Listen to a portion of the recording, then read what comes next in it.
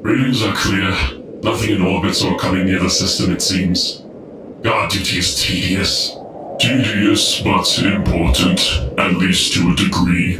We're being punished. There's a perfectly good observation station inside, and we're out here with the long-range Auspex. Just shut up and keep reading, or else the sergeant will realize you haven't used that thing in a bit and will get worse than guard duty. Fine. Readings are still clear. Something is coming out of the warp. Reforged? We shouldn't have any allies returning to the tower until next month. It's loyalists. Someone learned at the tower's location. Copy that. Send an alert to the... He already knows. Brothers and sisters, my lovely lumps of flesh and iron, lend me your ears. The angels of the Corpse Emperor come clad in arms and hate. Bare your arms, bare your teeth, bare your rage. Show these pitiful miscreants what it means to be a warrior. As we march on to certain death, as we boost to the walls for the coming apocalypse, we will defy the angels and rip their wings off their backs. My soldiers fight on, my soldiers push forward, my soldiers make some fucking noise!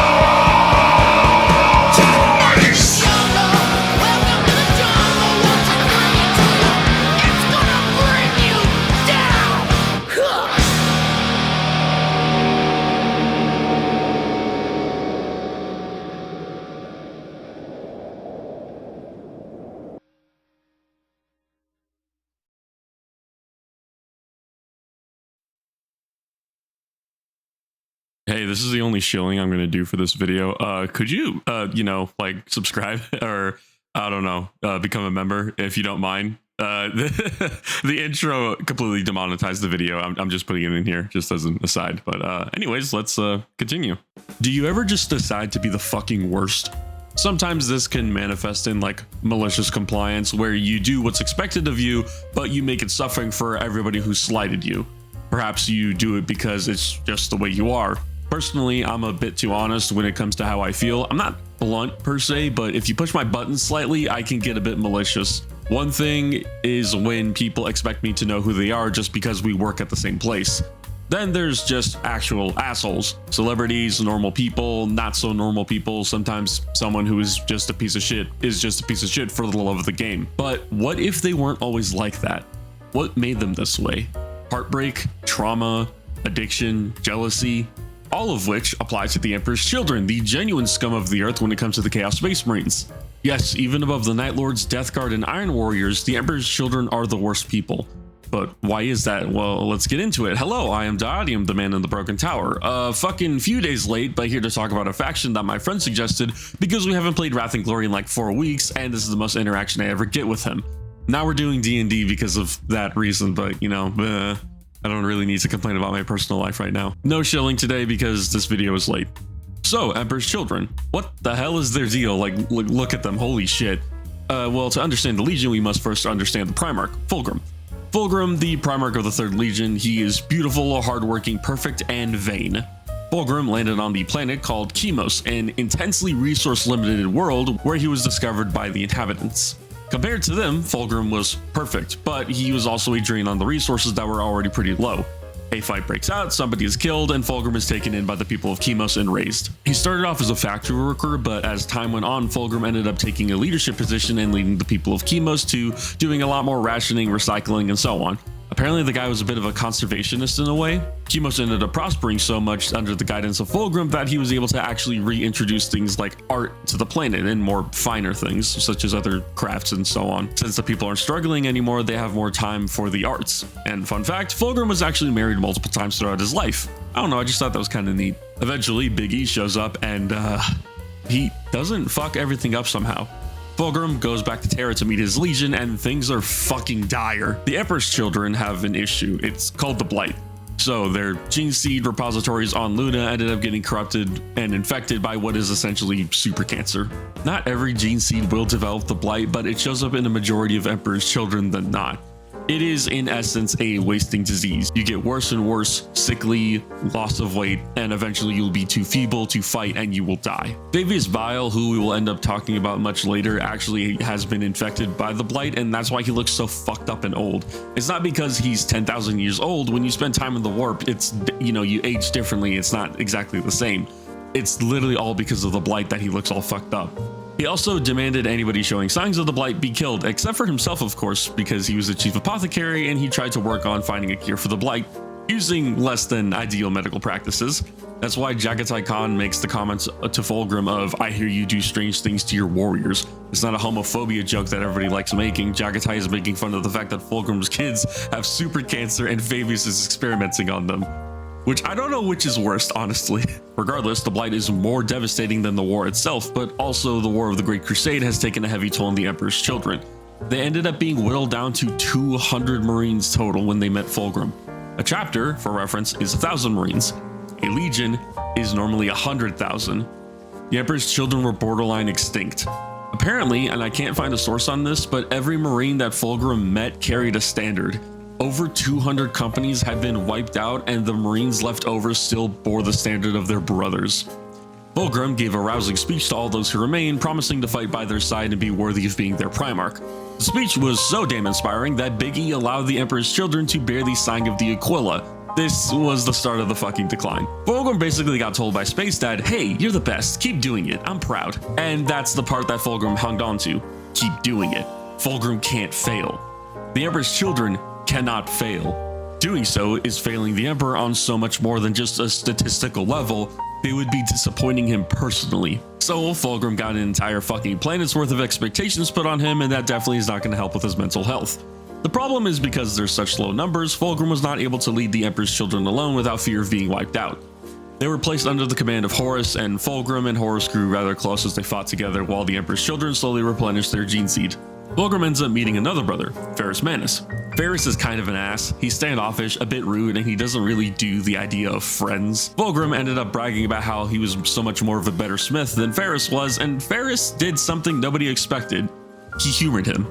They were on Terra and decided that they would both forge a weapon and see who the better craftsman was.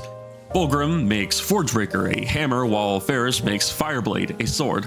Both of these guys are perfectionists to a fault, so they'd find any reason to scrutinize and criticize one another's work. The thing is that they both really liked what the other made.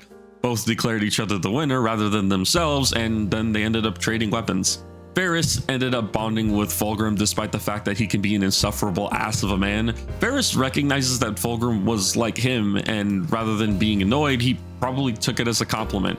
It's kind of one of the funnier friendships that happened during the Great Crusade. It's really funny because Fulgrim ends up giving Fabius the nickname of the Gorgon because he's just a horrible, unkindly person. And Fabius would kind of just smile at it because, you know, this is the closest person he has to a friend. And things get bad. Fulgrim and the boys clear out a Xenos race on a planet called Lair. Some snake-looking people. Snake people with, I believe they had purple or pinkish skin. Hey, I wonder what that reminds me of. For some reason, Fulgrim finds a blade, the silver blade of Lair, and he just falls in love with it and begins using it over the fireblade that Fabius created. Two things. One, why the hell didn't he dual-wield these? That would have actually been kind of sick. But two, it turns out that the Lair were not Xenos. They were chaos worshippers of the god Slanesh. The silver blade was not just a weapon, but it was a demon weapon with a warp entity trapped inside. Fuck. At some point, Fulgrim meets Gigachad Eldrad, and Eldrad pretty much tells Fulgrim the writing on the wall. But Fulgrim isn't listening and tries to murder Eldrad, kills an avatar of Cain, and then things just keep getting worse for him. Oh, also he virus bombs an Eldar maiden world because he's Fulgrim. Between having the sword corrupt him, Horus talking in his ear the entire time since at this point he's chaos corrupted as well, it ends up culminating in Fulgrim's fall, being all but certain. Fulgrim tried to convince Fabius to join him and Horus in the war against the Emperor, this being the first of many wounds against his pride, as Fabius vehemently disagreed and the two ended up physically fighting.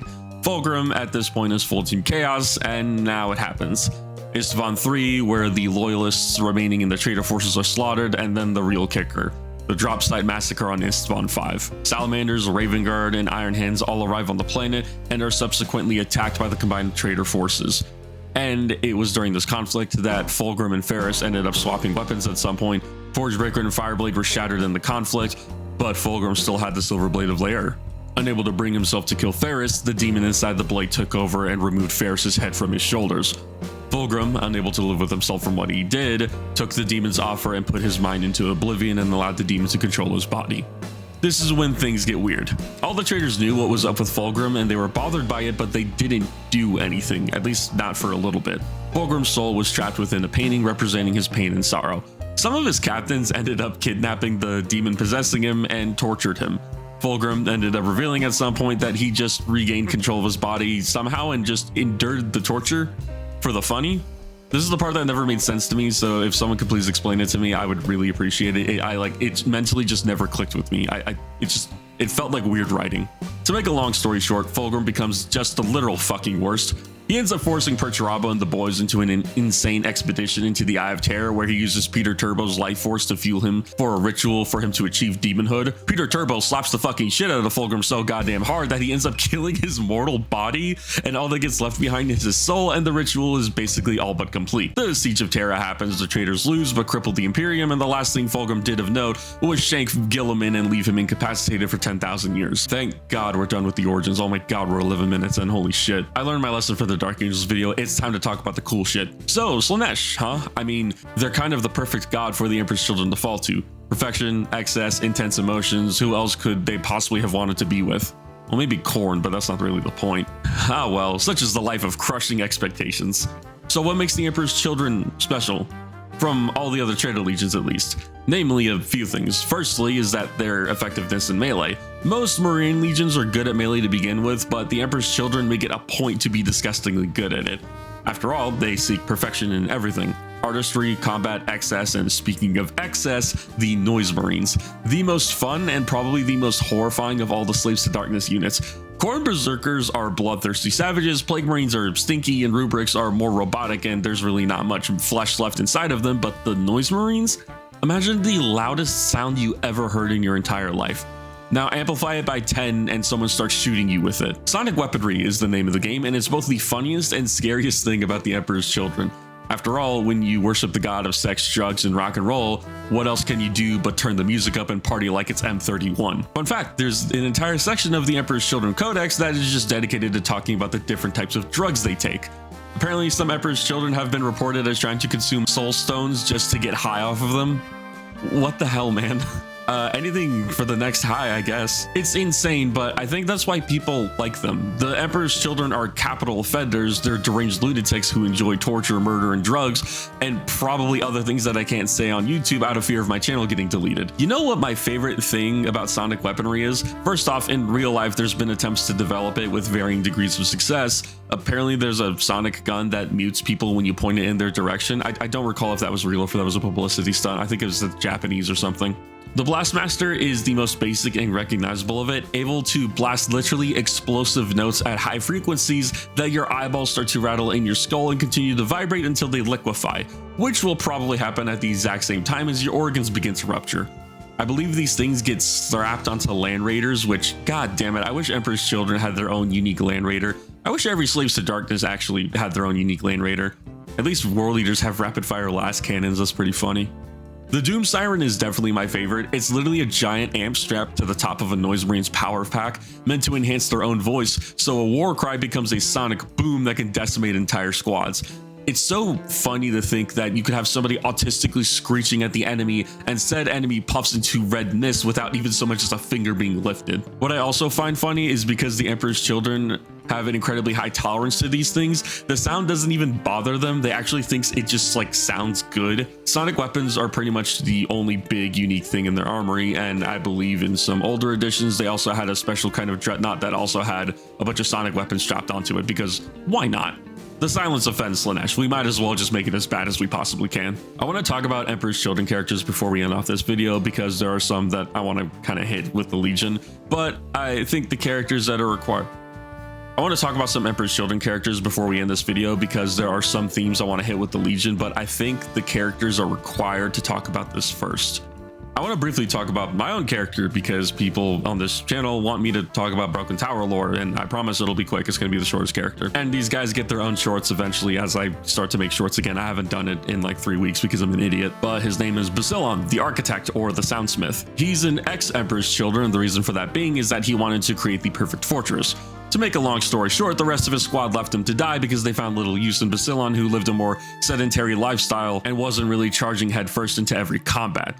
Basilon strived for perfection of his craft rather than combat, and he ends up bolstering the Broken Tower, and as a reward for his service, Basilon was never much of a fighter or a fast one, so as a little gift from the Warsmith, he was given a new jet bike so that way he could charge to the enemies with reckless abandon while also blasting tunes. It's mostly white girl music. But why don't we talk about the actual characters of the Emperor's Children? Some of the characters, which we're mainly only going to do 2 of them, honestly, and we're not going to talk about Eidolon. I'm just going to be honest. There's more to Eidolon than what I'm about to say, but pretty much he was the first Noise Marine to my understanding. The first actual character I want to talk about is Fabius Bile. He's no longer part of the Emperor's Children. We're noticing a theme here, and we're going to notice another theme with the other character, but that's not the point. I don't feel like he warrants his own episode, minus the worst villains of 40k video I have planned for the future, but Fabius is like peak traitor Emperor's Children. Firstly, even before the heresy, he was already experimenting on his own brothers for the sake of trying to figure out how to cure the blight. He completely failed, and I believe the only reason the gene blight ever died out was because Fulgrim was around to give his gene seed. That sentence sounds weirder than I thought, but it's Emperor's Children. There's people in here who have a daddy kink. Fabius is the only Marine left with the blight, I believe, which I said earlier is why he looks all old and fuck-ass gross. I wouldn't exactly say that Fabius is the perfection that the Emperor's Children are looking for. Also, everybody fucking hates him. Mostly, he's just a vain cunt. Well, I say he's just a vain cunt. He's an insanely vain cunt, just like his Primarch. But Fabius is kind of too important to chaos. As far as I know, he's the only person who still knows how to make Marines, so if you want to bolster your forces, you have to deal with him. He isn't exactly known for making friends regardless of how powerful they are. Did you know he talked to Slaanesh one time? Funny thing about Bile, he's an atheist, which is weird because there's gods, so Fabius ends up before Slaanesh, to which his entire reaction to Slaanesh is, yeah, you're not real. You're just like a bunch of warp energy and stuff. In a universe where demons and hell are real, Bile just says, nuh-uh. Fucking what? I think Slaanesh skinned him afterwards or something, but regardless, Fabius is so vain and full of himself that he either believes that there are no gods because no one is smarter or more powerful than him, or because the dude actually still believes in the imperial truth. I really doubt it's the second one though. We're reaching the end of this video, and I know I should probably be making these longer, but this video's late and I really apologize for that. So we're gonna go ahead and talk about the best Emperor's Children character, the last true of the Emperor's Children. Rylanor the Unyielding, Rylanor the Ancient of Rights, Rylanor the man who broke Fulgrim's pride. This is one of the best characters in all of 40k, and he's in one short story. I think he's a background character in a few others, but this is the story that matters. During the Battle of Isstvan 3, when the traitor forces purged the loyalists from their ranks, Rylanor was aboard the ship. Rylanor's job as the Ancient of Rights was to oversee the progression and promotions of the Emperor's Children from recruits into veteran legionaries. Sal Tarvitz, a captain of the Emperor's Children, was originally supposed to go down onto the planet, but asked Rylanor if he could take his spot because he didn't really feel safe going on the mission. Rylanor, rather than chastising Saul, said yeah, he'd take his place happily. Rylanor ended up being one of the hardest fucking fighters on Isstvan 3, to the point where his mere presence became a bastion for all those fighting the traitors, where they would literally start rallying to him to hold ground. Saul ends up joining the battle to assist the loyalists eventually, and Rylanor was requested to defend some sort of underground hangar, I believe to try and secure evacuation off the planet or something, before the planet ended up getting bombarded one last time. The battle was lost and the loyalists died. We're talking like a very good chunk of the legions. But 10,000 years later, some Thousand Sons end up finding a distress signal on the planet. Following it, they were led deep underground of Isstvan 3. I believe it was 2 sorcerers who ended up finding the abandoned hangar that had all but collapsed. And to their surprise, a giant fucking dreadnought wandering around underground. Damaged, as a matter of fact, on its last legs, but still alive.